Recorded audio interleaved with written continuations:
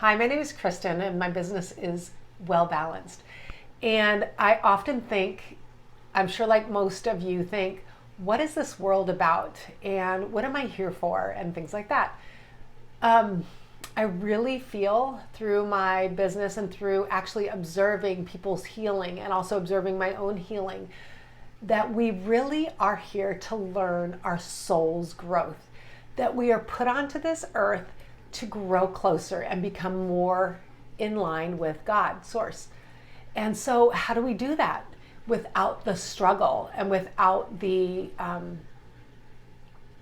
feeling of lack of or not enough?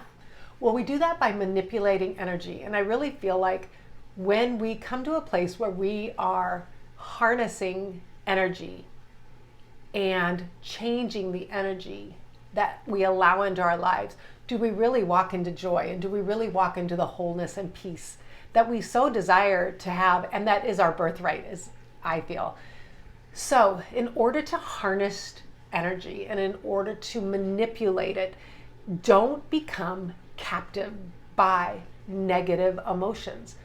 Don't shove them away, right? And we talk about this a lot on my video YouTube channel, is we don't want to ignore feelings. They're here to teach us something. And we need to honor that that is part of who we are as human beings. But we also don't want to stay stuck in them. And so when you walk through trials and when you walk through tribulations, be an observer of your life. Step back and look and allow yourself to not be so into the situation that you are getting hit by all the emotions.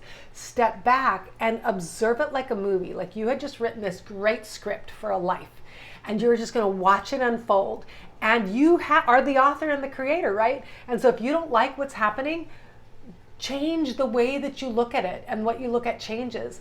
Now, a lot of times we cannot change things that go on in this world, and I get that, and things happen to us that are both tragic and trials. But we can change the way we look at it. And when we look at what we change, everything changes. And so I'm going to tell a cute little story right now is my daughter and her husband moved to a new state. And they had all these amazing dreams of how they were going to live in this little tiny trailer and out in the wilderness and all this great stuff and explore and hike and things like that.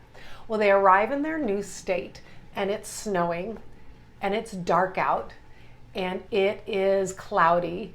And when my daughter goes to work, it is dark in the morning and it's dark at night. And they live in the country, so she goes down this windy road and she's about an hour away from work.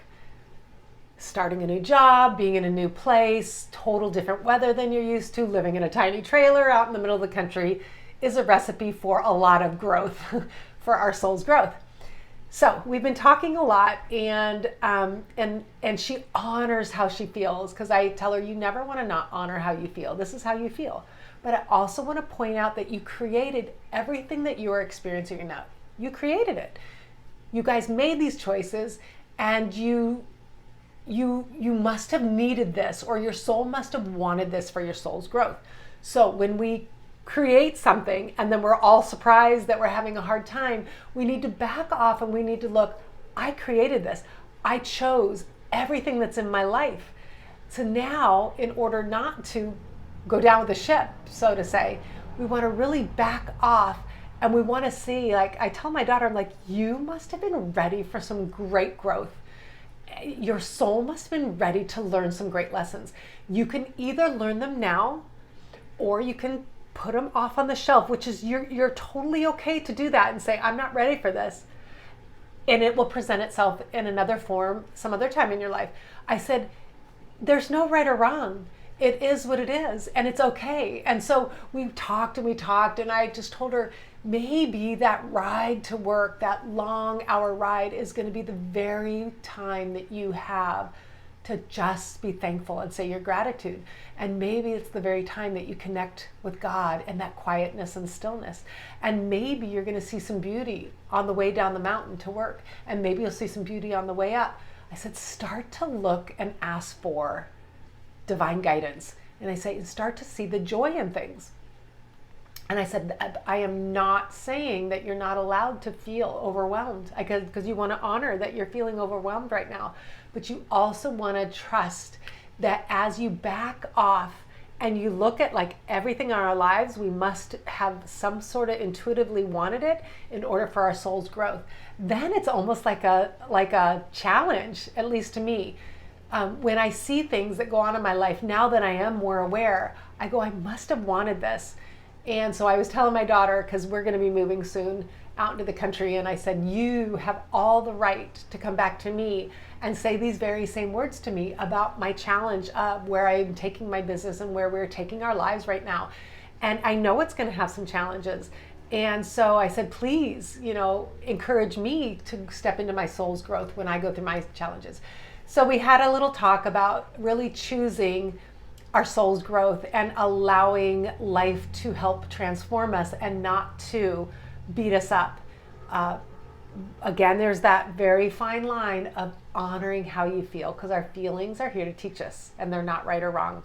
So know that you always have choices in life. Know that you can step into some soul's growth if you feel ready to do that with the challenges in your life. Or you're okay to say, I'm not ready for that, and I'm going to put that on the back burner for a while until I'm ready to walk into newness. And so step back and enjoy this life.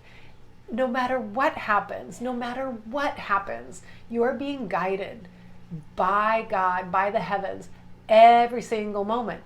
Ask for guidance. Give gratitude for the guidance that you're receiving. Ask for wisdom. Ask for insight. Ask for your soul's growth. Thank you and have a great day.